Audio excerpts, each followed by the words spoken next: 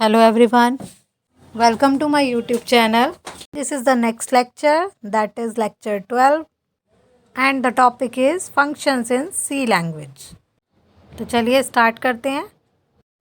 Function is a group of statements that together perform a task.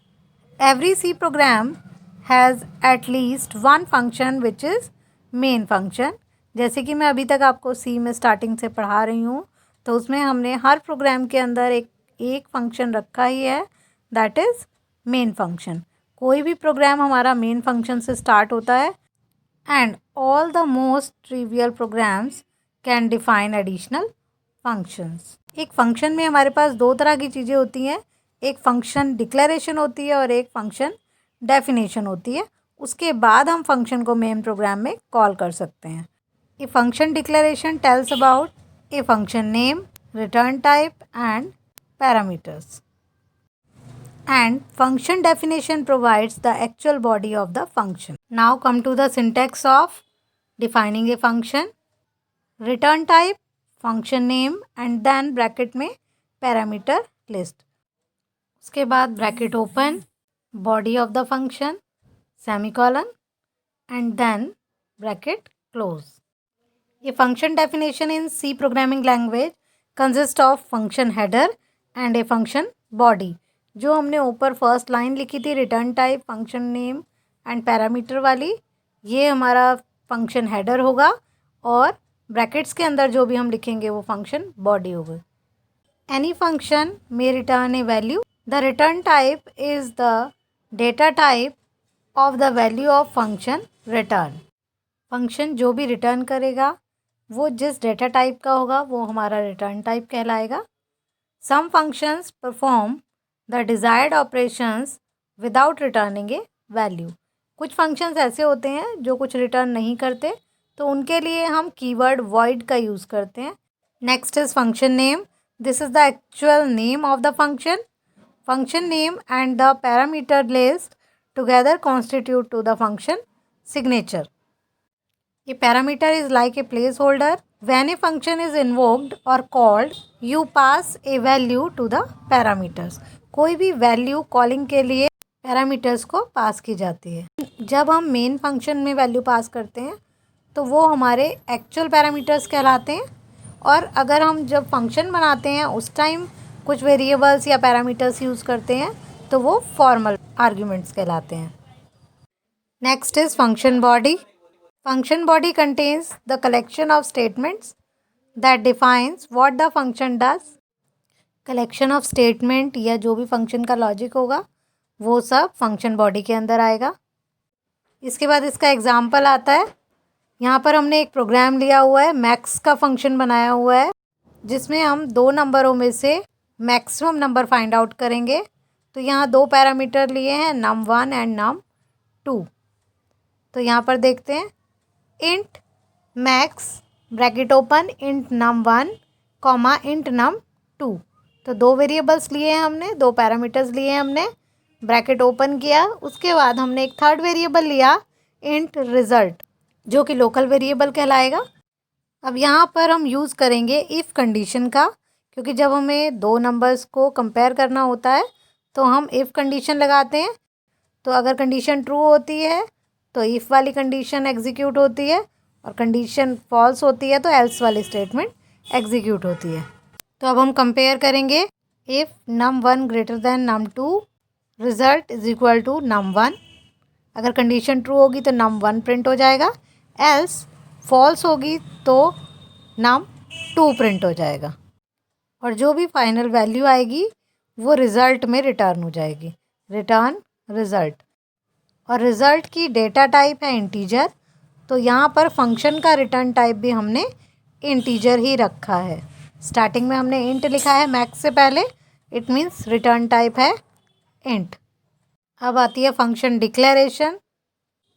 अभी इसकी definition पहले भी बताई थी मैंने कि फंक्शन के डिक्लेरेशन में हम फंक्शन का नेम बताते हैं और वो फंक्शन कैसे कॉल होगा ये बताते हैं. तो यहाँ पर इसका सिंटेक्स दिया हुआ है फंक्शन डिक्लेरेशन का. रिटर्न टाइप, फंक्शन नेम और ब्रैकेट में parameter list, then semicolon. This is the syntax. अभी हमने ऊपर एक फंक्शन डिफाइन किया था जिसका नाम था मैक्स। तो मैक्स फंक्शन के लिए अगर हम यहाँ पर डिक्लेरेशन लिखते हैं तो आएगा int, it is return type max, it is the function name, फिर ब्रैकेट में इंट num1 एंड कॉमा लगा के इंट num2। तो पैरामीटर लिस्ट में हमारे पास दो आ गए, int num1 and int num2। Return type हो गई इंटीजर और फंक्शन नेम हो गया मैक्स। तो ये इसकी डिक्लेरेशन हो गई। अब अगर हम ब्रैकेट में जो हमने पैरामीटर लिस्ट लिखी है उस लिस्ट के साथ अगर हम पैरामीटर्स के नाम ना दें तब भी वो हमारी वैलिड डिक्लेरेशन कहलाती है। अब ये देखो हम इस तरह से भी लिख सकते हैं, int max int comma int फिर ब्रैकेट क्लोज और सेमीकोलन। यहाँ पे हमने num1 एंड num2 नहीं लिखा क्योंकि पैरामीटर्स नेम है वो हम अगर नहीं भी लिखेंगे यहाँ पर तब भी ये फॉर्मेट को मैच करेगा, इसके प्रोटोटाइप को मैच करेगा और ये एक वैलिड डिक्लेरेशन होगी। नेक्स्ट आते हैं कॉलिंग ए फंक्शन पे। फंक्शन की डिक्लेरेशन और डेफिनेशन हम मेन फंक्शन के बाहर देते हैं और कॉलिंग जो होती है फंक्शन की वो होती है मेन फंक्शन के अंदर। While creating a C function you give a definition of what the function has to do. To use a function, you will have to call that function to perform the task. When a program calls the function, program control is transferred to the called function.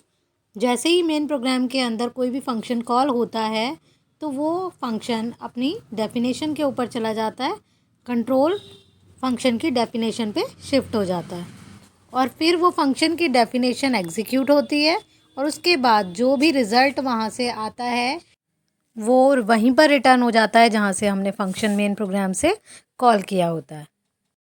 To call a function you simply need to pass the required parameters along with the function name.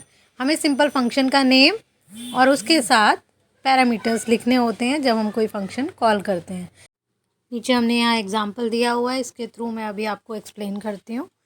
Starting same ही है जैसे हम programme करते हैं अपना hash include stdio.h। इसके तुरंत बाद हम यहाँ पर फंक्शन डिक्लेरेशन देंगे जिस टाइप का फंक्शन हमें डिक्लेयर करना है। Int max int num1 int num2 ये हमने बताया था पहले। इसके बाद semicolon.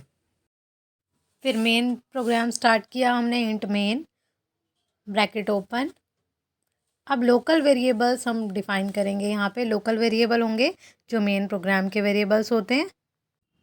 Int a is equal to 100, int b is equal to 200। Int ret एक रिटर्न के लिए हमने वेरिएबल लिया है, फिर सेमीकोलन। नेक्स्ट लाइन में हमने फंक्शन को कॉल किया है, यहाँ हमने लिखा हुआ भी है कमेंट में, calling a function to get maximum value. ret is equal to max bracket में a कॉमा b फिर सेमीकोलन। max फंक्शन का नेम है और पैरामीटर्स हैं हमारे a कॉमा b। जो इनका रिज़ल्ट आएगा वो ret नाम के वेरिएबल के अंदर स्टोर होगा। तो अभी यहाँ से हमने max ब्रैकेट में a कॉमा b लिख के कॉल किया है। तो ये अब जो हमने यहाँ पे फंक्शन की डेफिनेशन दी हुई है नीचे दी हुई है आगे, तो यहाँ पर मैच करेगा फंक्शन का नेम और जो वेरिएबल्स हमने दिए हैं या जो पैरामीटर्स हमने दिए हैं उनको मैच करेगा। तो वो भी num1 एंड num2 हैं और दोनों इंटीजर टाइप के हैं और जो हम पास कर रहे हैं मेन प्रोग्राम के अंदर से वो भी हमारे इंटीजर टाइप के ही दो वेरिएबल्स हैं। तो मैच हो जाएगा रिटर्न टाइप और फंक्शन नेम। a की वैल्यू num1 को पास हो जाएगी और b की वैल्यू num2 को पास हो जाएगी। It means num1 is equal to 100 हो जाएगा अब और num2 इज़ इक्वल टू 200 हो जाएगा। यहाँ अब हम कंडीशन चेक करेंगे, if num1 greater than num2, अगर ये कंडीशन ट्रू होगी तो result is equal to num1 आ जाएगा। अगर ये कंडीशन फॉल्स होगी तो num2 प्रिंट होगी। तो num2 वाली वैल्यू यहाँ पर प्रिंट होगी क्योंकि कंडीशन हमारी फॉल्स है, इसलिए 200 प्रिंट होगा। अब ये जब फंक्शन हमारा ख़त्म होता है तो वो जहाँ से कॉल हुआ होता है वहीं पर जाता है। तो ये मैक्स a कॉमा b से कॉल हुआ था तो जो वहाँ से रिज़ल्ट रिटर्न होके आएगा वो रिज़ल्ट यहाँ पर ही हमारा स्टोर हो जाएगा। तो RET की वैल्यू अब हमारी हो जाएगी 200। और यहीं पर नेक्स्ट लाइन में लिखा हुआ है print max value is %d की जगह वैल्यू आ जाएगी दैट इज़ 200 और RET की वैल्यू प्रिंट हो जाएगी मतलब 200। तो आउटपुट आएगा इसका मैक्स वैल्यू इज़ 200। तो यहाँ ये नीचे हमने आउटपुट भी दिखाया हुआ है इसका। फंक्शन की डेफिनेशन हम मेन प्रोग्राम से पहले भी लिख सकते हैं और मेन प्रोग्राम के बाद भी लिख सकते हैं। यहाँ पर हमने डेफिनेशन मेन प्रोग्राम के बाद में लिखी हुई है। तो आज की वीडियो में हमारे इतना ही था। इसमें मैंने फंक्शन बताया, फंक्शन को कॉल कैसे करते हैं, फंक्शन को डिफ़ाइन कैसे करते हैं और फंक्शन के डिक्लेरेशन, ये सारा कुछ मैंने अपनी इस वीडियो में बताया। अगर आपको वीडियो पसंद आई हो तो प्लीज़ लाइक कीजिए, शेयर कीजिए एंड सब्सक्राइब कीजिए। For notifications press the bell icon. अगर कोई डाउट है आपको तो कमेंट सेक्शन में पूछ सकते हैं। नेक्स्ट टॉपिक होगा हमारा function arguments, call by value and call by reference. Thank you.